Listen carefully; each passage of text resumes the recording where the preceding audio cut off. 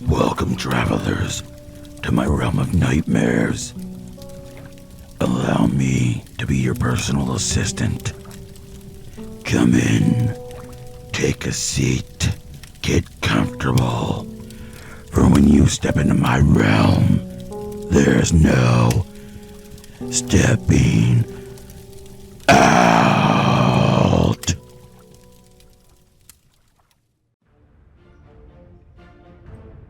They say Boston is the city that never sleeps. No, wait, that's New York. I had just woken up, was halfway through my morning routine, when everything went nuts.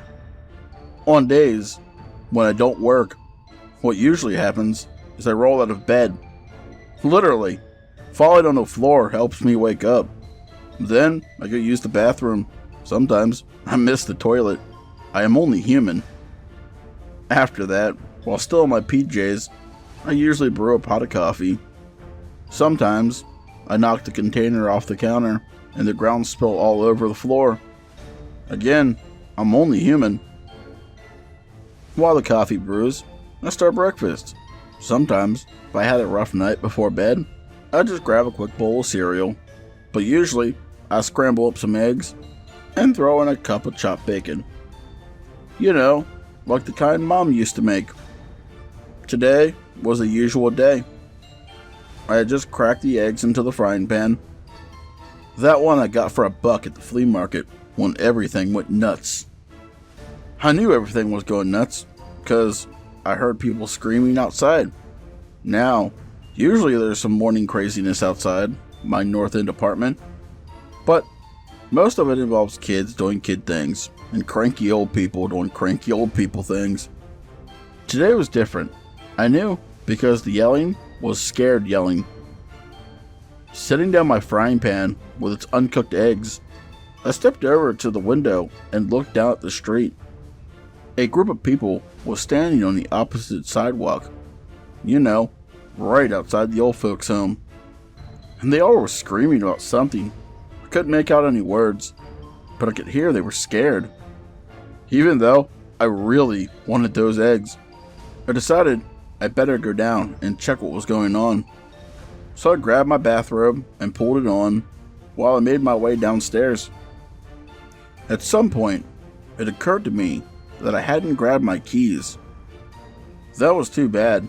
If I wanted to get back into my apartment at some point, I'd have to call up my landlord, you know, the really angry Italian one, and ask him to come let me in with the master key he always kept in his sock. I opened the front door of the apartment building and step out onto the sidewalk. The tail of my bathrobe got stuck in the door, but I yanked it free. I think I might have ripped the fabric. Across the street, those people were still yelling about something or other. I noticed there were people on the other side of the street doing the same thing. I stepped up to one old fella and asked him what he was screaming about. He looked me dead in the eyes and kept screaming. I couldn't tell what the commotion was about, so I started walking towards the city. I was glad I was wearing my slippers when this all started. You know, the brown pair with the rubber soles my mom bought me a few Christmases ago? As I walked down Winnipeg Street, I noticed that there were actually a lot of people hanging around. More than there usually was in the morning. They weren't all screaming, but a lot of them did seem pretty freaked out. Instead of asking any of them what was wrong, I kept walking. My slippers made weird flip-flop sounds on the pavement. I rounded the corner onto Cross Street, and that was when I first saw something weird. Something unordinary. Do you know what I'm saying? Right on the corner was a black street lamp. That was nothing new. It had been there, at least as long as I had. What was weird was the pole seemed to be wiggling back and forth, like it was doing some kind of jig. I don't think hard metal was supposed to move like that, but I know there's a lot of things about the world I don't understand, so I shrugged and kept walking. I crossed over to the park, noticing that every street lamp and fire hydrant I passed was also wiggling around. Some problem with the water pressure? I thought.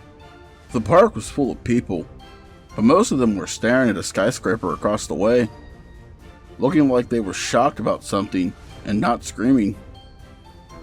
One guy with bulging muscles was standing there holding his hands over his mouth like an old lady in an old black and white movie. "Excuse me," I said, stepping over to him and wrapping my bathrobe further around my body. When he didn't answer, I tried again. "Excuse me." The muscular man turned around to look at me. "Will you please tell me what everybody's yelling about?" I asked. I wasn't annoyed by him, you understand. I was annoyed that everybody except me seemed to know about something that everyone except me knew about. He didn't answer me. Instead, he just pointed across Haymarket Square, where the skyscrapers usually stood like big cement trees. Today, they weren't standing still. Today, they were moving back and forth like rubber, like the fire hydrants. "Why are they doing that?" I asked the muscular man, but he had started biting into his hands and didn't seem ready to answer. I shrugged and headed over to Haymaker Square. You know, that one crosswalk with all the trash on it? Not real trash. I mean, it's made of metal, and someone put it on the ground because they thought they were funny. Metal banana peels, metal shopping bags, metal everything. It's supposed to be art, I guess, but I think it's just weird. Anyways, I took that crosswalk towards Haymarket, but today something weird happened. When the bottom of my slipper hit one of the metal banana peels, I heard a high-pitched sound, like a cartoon character screaming when an anvil falls on his head. I picked up my foot, and the banana peel unstuck itself from the pavement.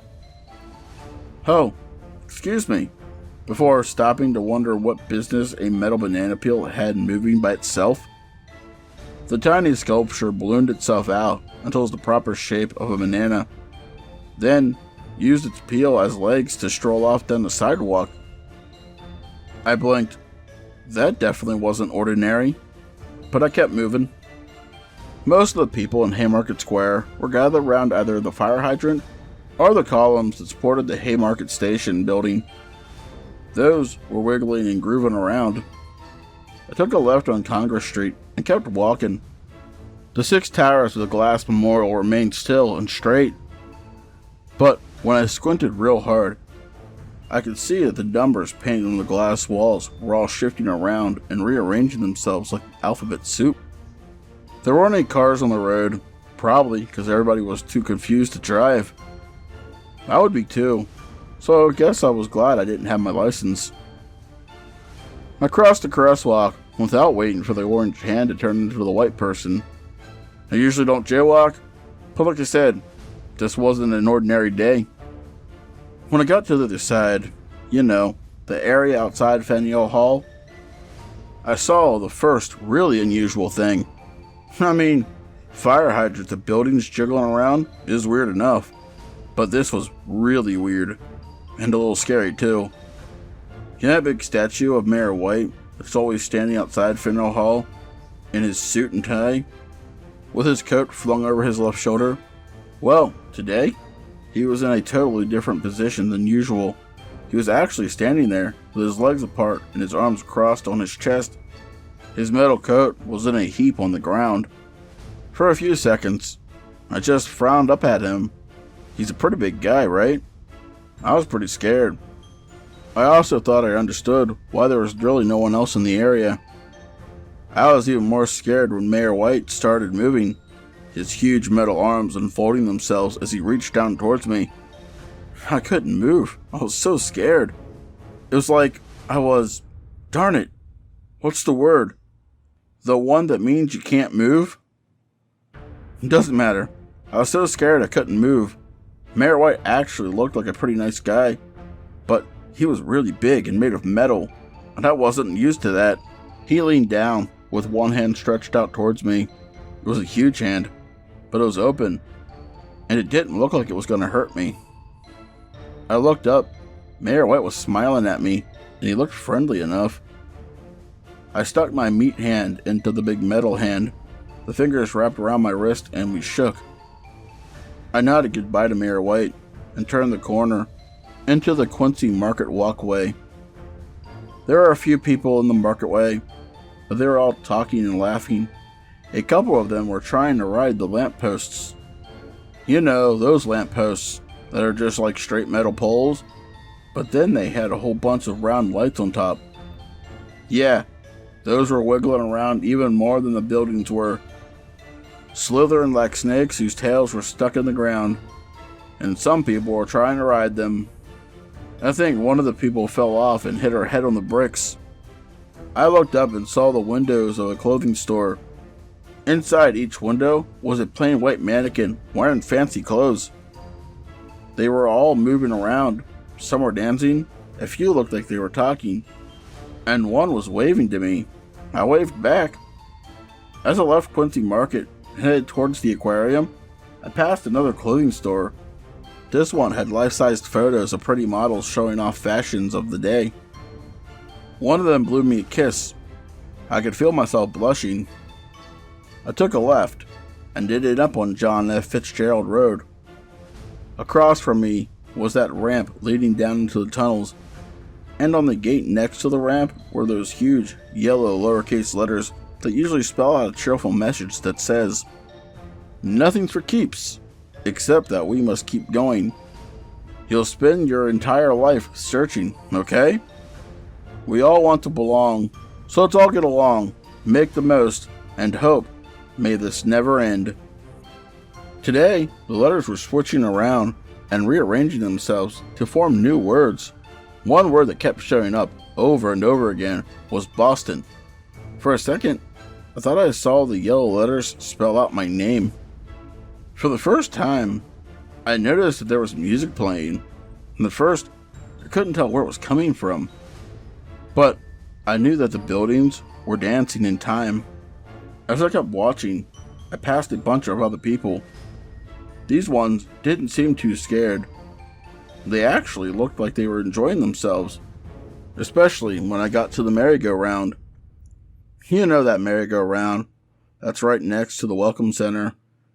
Instead of horses, it had a bunch of different weird animals, like grasshoppers and squirrels and badgers and seals with red eyes, and even those things that look like bugs that they eat up in Maine. Today, the merry-go-round was spinning way too fast. Some people were standing around watching it, and I saw that some people had already gotten on. Not kids, but grown-ups. That was good, I thought, since a kid wouldn't be able to hold on with how fast the ride was going. The music was louder now, and I recognized it, except I couldn't remember the name. It was one they played in that movie where Mickey Mouse was a wizard. The plastic animals were doing more than just going around the carousel. Some of them were moving up and down on their poles, and some of them were turning around in circles. As I watched, one of the owls broke free and flew away into the sky. I stepped through the information center. The big plastic signs that stood around were moving now. I could see the map of Boston twisting and changing. I wonder if the real Boston was changing with the map. Beneath my feet, the cement tiles were covered in little kids' chalk drawings. I saw doodles, cartoon characters, big bubble letters, and other stuff. Except now the chalk was moving, and the different shapes spun around the ground, colliding with other drawings around the edge of the pavement. Suddenly, there was a roar for the music. I jumped and looked up. I was scared again. What I hadn't realized before was that if all the buildings in Boston were coming alive, that meant everything in the buildings were probably coming alive too. And that included the Science Museum, apparently. Right across the street, two huge monsters and one smaller monster were pushing their way towards the merry-go-round, right towards me. The two big monsters were standing on their hind legs. They had big heads and tiny arms. Any kindergartner would have been able to tell you what they were. They were T-Rexes. One of them was standing straight up like a person. and the other one was crouched over like a hunchback. The third monster was a lot smaller, but still pretty big. It was walking on 4 feet, and it had 3 horns sticking out of its head. This one was also a dinosaur, but I couldn't remember what it was called. Then I noticed that there was a 4th monster sitting on the 3rd one's back. This one, I knew. It was a giant plastic grasshopper that usually lived in the blue wing of the Science Museum, right near the dinosaurs. I could tell the big, fake monsters were coming towards me, so I ran. I ran right across State Street to where those tall, rectangular shapes with the glowing lights inside were wiggling all over the place, snapping back and forth, hitting the street 1 second, and the next second hitting the grass. I didn't want to get hit by one of them, so I walked on the other side of the park. Across the street, I could see the pretty painted windows with the colorful fish. Today, instead of sitting still and glaring at the world, the fish were swimming back and forth, gulping at air and making glass bubbles. Finally, I made it to the edge of the park, and I saw something that made me freeze up. You know that red and black spiral of pavement that's supposed to be a fountain? Except it's always out of order? Well, today, it was splashing water high into the air, in every direction. I got soaked. But that wasn't what scared me. What scared me were the statues. All around the red-black spiral are thin, twisted metal poles. 12 of them. I knew, because I counted before.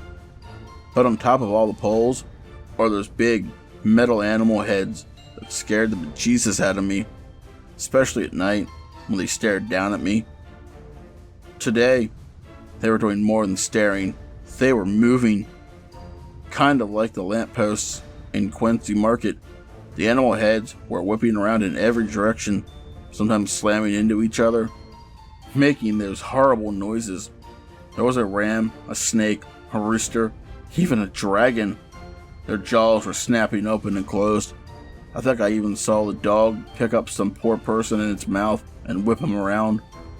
Somewhere behind me, the dinosaurs and their grasshopper friend were getting closer to the merry-go-round, which was now playing scary music. I could hear the soft blub blub of painted fish out of the corner of my eye. I could see the boats down at the harbor sailing around and smashing into each other. When the rooster's head broke out of the ground, I wanted to run away, but I couldn't move. The metal pole bent to the ground like a snake, and the rooster went slithering away, making people scream and run. I don't think it saw me. The monkey went next, slinking off towards the harbor. All the snake animals were pulling at their roots now. They were trying to break out of the ground and follow their friends. Maybe they were trying to eat people. I don't know. I don't think they had stomachs. I heard a groaning sound, and I looked to see where it was coming from. My heart started beating even faster when I saw a small group of people walking towards me. They had very dark skin, and I could see all their bones. As they walked towards me with their arms stretched out in front of them, I thought I could see one of them actually falling apart. That's when I realized the art museum had come to life too, including the Egypt exhibit. As the mummies walked towards me, someone else came and joined them, a very white man who was only the size of a little kid. Christopher Columbus? I thought. I had seen him standing on the pedestal by the harbor on many occasions. On the other side of the fountain, I saw the dog break its roots and go slithering away. I wondered when the snake was going to free itself, since it was the only one who looked like it fit on the long, slithery body. I still couldn't move. I was so scared and so surprised. I just couldn't make my feet work. I felt like I was stuck in the cement, like the 9 snake animals in front of me. There was a huge noise from somewhere off in the distance. I looked up over the head of the mummies, who were still coming towards me, and saw that the giant clock tower in the middle of the city had somehow unlatched itself from the ground. Just like the snake animals were doing, the entire building was moving towards me, slowly, standing upright but pushing itself along the street. Then I heard my name being called, like a question. Someone was asking if if I was who they thought I was. A big black van, you know, like the kind that the president's men drive, was sitting next to the sidewalk. A man was leaning out the window and staring at me. I decided he must have been the one who called my name. "That's me," I called back over the noise of the snake animals, the sounds of the music, and the roar of the clock tower that was making its way across the city. "Get in!" the man shouted. I looked around. My mom always told me not to get in a car with strangers, but I don't think she was talking about when the entire city comes alive, and there are metal snake animals, living mummies, plastic dinosaurs, and moving buildings going around everywhere. I decided to get in the car. "Where are we going?" I asked, as the second man slid the door shut. There were 4 men in the car, including me. Actually, one of them was a lady. I felt embarrassed that she was seeing me in my PJs. "We're going to put an end to this shit," the driver said. He was really muscly. He had an orange mustache. I almost told him to watch his language. "Here," said the man in the passenger seat. "Drink this." He handed me a small plastic bottle, like a pill bottle. It was filled with pink stuff. "I'm not really thirsty," I said. "You're going to want to drink this," the driver said. I suddenly felt threatened. I took the bottle and glanced at the lady. She was watching me expectantly. I didn't want her to think I was a chicken, so I drank what was in the bottle. It tasted like death. I handed the bottle back to the passenger seat guy. "Can I smoke in here?" I asked.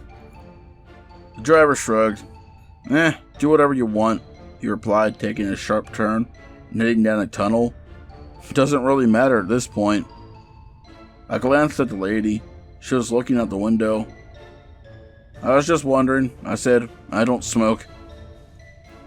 After a moment, the driver asked how I was feeling. "I feel okay," I replied. "I'm really hungry since I didn't get to eat my eggs this morning. I always make them with a cup of chopped bacon. You know, the way Mom used to make them." Huh. He nodded. "So, you're not feeling sick or anything?" "I'm a little sleepy," I admitted. The big car pulled out of the tunnel and back into daylight. Through the window, I could see the subway running back and forth too fast. But that's probably just because I didn't get my morning coffee either. The driver said again. "Well, maybe you should take a nap."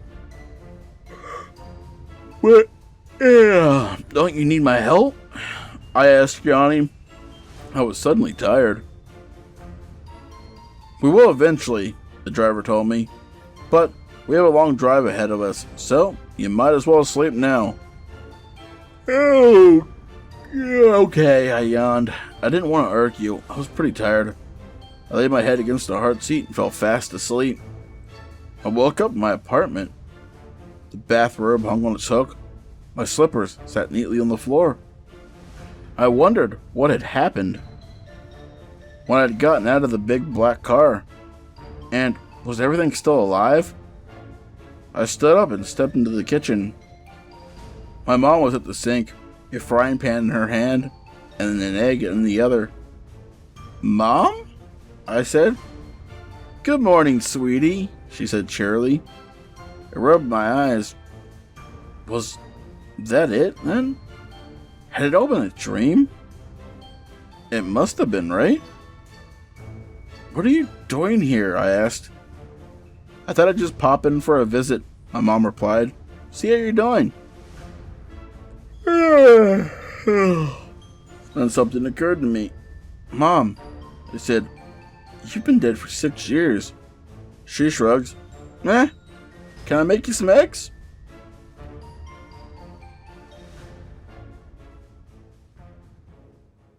Tonight's story is When Boston Came Alive by Nathaniel Nelson. He is a very talented author and a close friend of the channel. If you enjoyed this, please check out his story. Links will be in the description below. I also have merch. If you'd like to walk around representing my realm and gaining new travelers, the links will be in the description below. Also, I want to say a special thank you to my lovely Patreons. 242 reads Rando Calrissian, Pam, Seraphine, the Midnight Bard, Creepy Clown Girl, Mia Mina, Philionoctus, and Hair-Raising Narratives. If you'd like to join these lovely travelers by the light of my fire, you can do so by becoming a Patreon as well. The support is always appreciated but never expected. Please don't forget to like and comment, as it really helps share this video out into the algorithm. If you're new, please don't forget to subscribe and ding that bell for all future content. But as always, travelers, once you step into my realm, there's no stepping out.